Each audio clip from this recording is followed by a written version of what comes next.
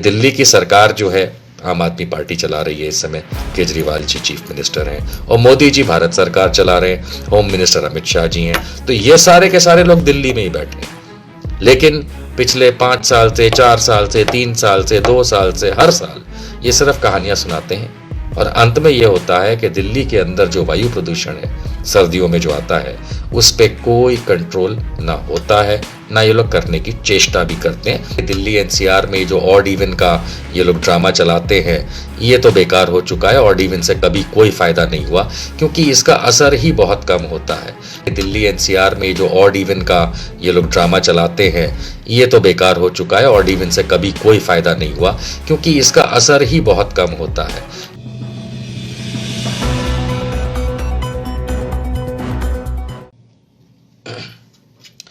नमस्कार दोस्तों, मैं एक बेहद इम्पोर्टेंट बात करने के लिए आप लोगों के समक्ष आया हूँ। और जैसा मैंने बात रखी है कि जो हमारी भारत की सरकार है और जो दिल्ली की सरकार है वो हमारे आम लोगों से कितना ज़्यादा अमानवीय व्यवहार कर सकती हैं इसके बारे में 5-10 मिनट में आप लोगों के लेना चाहता हूँ। आप लोग जानते हैं कि दिल्ली में कई सालों से वायु प्रदूषण उसको लेकर के सवाल जवाब होते रहे हैं और वायु प्रदूषण को लेकर के दिल्ली सरकार ने पिछले कई सालों में ऑड इवन जैसे इत्यादि फॉर्मूला अपनाए और कोशिश करी कि किसी तरीके से वायु प्रदूषण पे नियंत्रण किया जाए। दिल्ली सरकार ने हर हाल में बहुत सारी इंडस्ट्रीज़ बंद कराई जब वायु प्रदूषण बढ़ता है और कोशिश करी कि वायु प्रदूषण नियंत्रण में आए। भारत सरकार पिछले 3 सालों से नीति आयोग और उनके जो मंत्रालय हैं वो इस बात पे विचार कर रहे हैं कि किस तरीके से वायु प्रदूषण दिल्ली पे नियंत्रण लाया जाए। खास बात यह है कि पिछले कुछ सालों से ये ऑब्जर्व किया गया है कि जो पड़ोस के राज्यों में पराली जलती है की बदौलत दिल्ली में और दिल्ली के चारों तरफ के एरिया में और इसके सिवाय भी सर्दी के माहौल में जो गाड़ियों से गैस, इंडस्ट्रीज में से गैसेस निकलती हैं उनके चलते ये जो वायु प्रदूषण है ये दिल्ली एनसीआर और उसके आसपास के इलाकों को असर करता है। अब मैं ये मान के चलता हूं कि सरकार अपनी जगह जो कर सकती है शायद कर रही होगी। भारत सरकार जो अपनी तरफ से कुछ करना चाहती है वो कर रही होगी। ऐसा मानने में कोई बुराई नहीं है क्योंकि जनता ने ही चुन के भेजा है। गाना वो तो भाई सवाल जवाब में होता रहता है। लेकिन 2-3 बातें हैं जो मैं खास करके जिनको लेके चिंतित हूँ। पहली बात तो ये है कि जैसे मैंने खुद ने अरविंद केजरीवाल को और उनके नेताओं को पिछले कई सालों से चैनल पे बैठ के कई चैनलों पे साथ में बैठ के डिस्कस करके मैंने बताया, यहाँ तक कि कुछ वायुसेना के रिटायर्ड अफसरों ने भी बताया दिल्ली पे सुबह पानी छांट दिया जाए ऊपर हवाई जहाज से तो उसकी बदौलत ये एयर पॉल्यूशन उस दिन के लिए ख़त्म हो जाएगा। ये बहुत ही सस्ता और बहुत ही अमल में लाया जाने वाला एक नॉर्मल सा तरीका है, लेकिन दिल्ली सरकार ये नहीं करती। पिछले साल दिसंबर के महीने में, जनवरी के महीने में राघव चड्ढा से जब CNN न्यूज़ 18 पे मेरी बहस हुई तब भी मैंने ये कहा था। तो कहते हैं कि केंद्र सरकार ये होने नहीं देती है। अब ये हमारी जिम्मेदारी नहीं है, ये तो सरकारों की जिम्मेदारी है कि वो आपस में करें इन बातों को। एक बात याद रहे कि दिल्ली एनसीआर में जो ऑड इवन का ये लोग ड्रामा चलाते हैं ये तो बेकार हो चुका है। ऑड इवन से कभी कोई फ़ायदा नहीं हुआ क्योंकि इसका असर ही बहुत कम होता है। याद दिला दूँ लोगों को कि ऑड इवन में दिल्ली में सारे 2 व्हीलर अलाउड, जितने भी फोर व्हीलर हैं, चौपहिया जो वाहन होते हैं, कार जीप टाइप के जो होते हैं, उसमें वो ऑड और इवन नंबर की जो गाड़ियां चलाते हैं एक दिन छोड़ के एक दिन, इसमें सरकारी गाड़ियों को पूरी छूट है। मंत्रियों की, संतरियों की, फौज की, पुलिस की, डॉक्टर की, इन सब की गाड़ियों को छूट, सरकारी गाड़ियां सारी छूट है उनको। और दिल्ली में बहुत सारी सरकारी गाड़ियां हैं। तो अंततः ये होता है कि प्राइवेट व्हीकल्स पे आके अटक जाता है, लेकिन मान के चलिए उससे कोई फ़ायदा नहीं होता है। ये साबित हो चुका है कि ये एक बेकार का फॉर्मूला है। इंडस्ट्रीज़ को बंद कराना, क्रशर यूनिट्स को बंद कराना, ये सब जो है ये वो करते रहेंगे, लेकिन इससे कभी कोई फ़ायदा नहीं हुआ। अब मैं आता हूँ दो महत्वपूर्ण बातों पे कि दिल्ली की सरकार जो है, आम आदमी पार्टी चला रही है इस समय, केजरीवाल जी चीफ मिनिस्टर हैं, और मोदी जी भारत सरकार चला रहे हैं, होम मिनिस्टर अमित शाह जी हैं। तो ये सारे के सारे लोग दिल्ली में ही बैठे हैं। लेकिन पिछले 5 साल से, 4 साल से, 3 साल से, 2 साल से, हर साल ये सिर्फ कहानियां सुनाते हैं। और अंत में ये होता है कि दिल्ली के अंदर जो वायु प्रदूषण है सर्दियों में जो आता है, उस पर कोई कंट्रोल ना होता है, ना ये लोग करने की चेष्टा भी करते हैं, या आप लोगों को एक कहानी सुना करके जाने देते हैं। बड़ा सवाल उठ करके दोस्तों ये आता है कि हम सब जानते हैं AQI। AQI का मतलब होता है एयर क्वालिटी इंडेक्स, यानी कि जो हवा है, हवा की जो क्वालिटी है, उसका जो इंडेक्स होता है, वो जो है उस चीज़ के ऊपर बेस करता है कि कितना पॉल्यूशन है इत्यादि।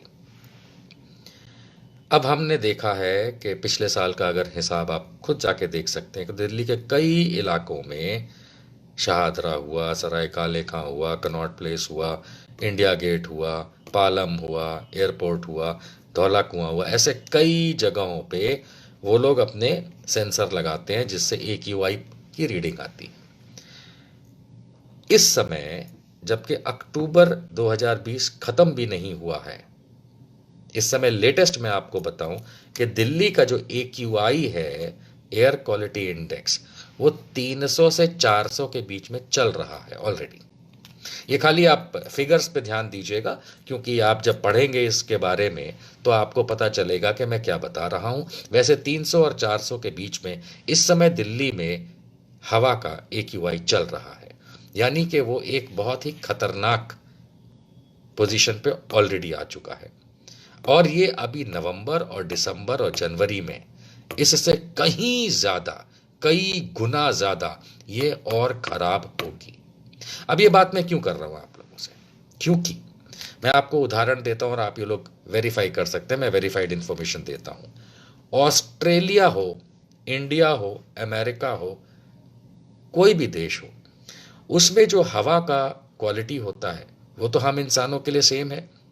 ऐसा तो है नहीं कि अफ्रीका के लोग ज़्यादा खराब हवा सूंघ सकते हैं, या अमेरिका के लोग कम हवा खराब में जी सकते हैं, या ऑस्ट्रेलिया के लोग वो बिल्कुल ही खराब हवा में जी सकते हैं और इंडिया विश्व गुरु है इसलिए नहीं।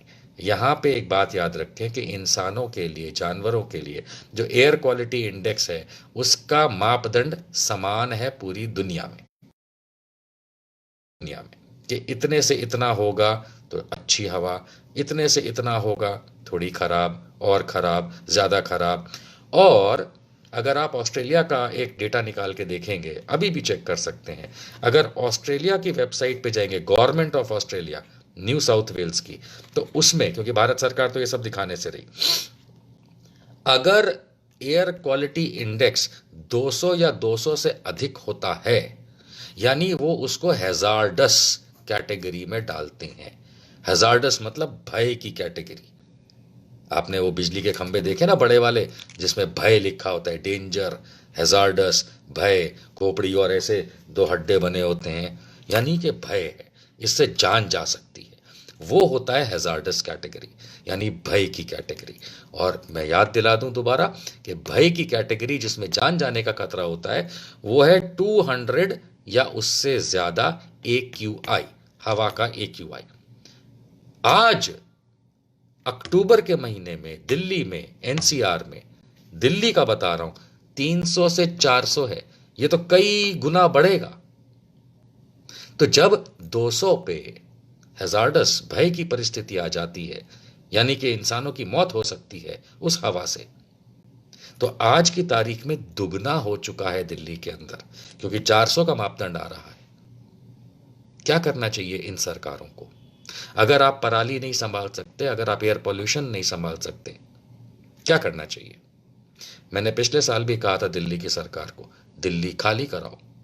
इंसानों, अरे 1.5 से 2 करोड़ लोग दिल्ली में रहते हैं, और गुड़गांव, फरीदाबाद, सोनीपत, नोएडा, गाजियाबाद, साहिबाबाद, ये मिला के तो पता नहीं कितने करोड़ लोग रहते हैं इस इलाके के अंदर। दिल्ली एनसीआर में करोड़ों लोग रहते हैं।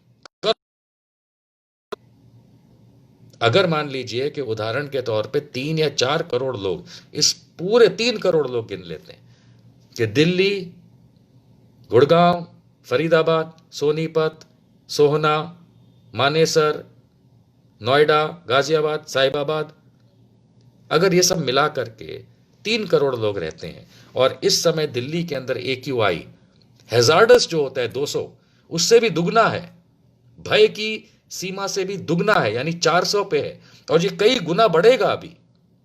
तो क्या करना चाहिए? आपके घर के अंदर ये होता तो आप अपने बीवी बच्चों को उस घर से बाहर निकाल लेते।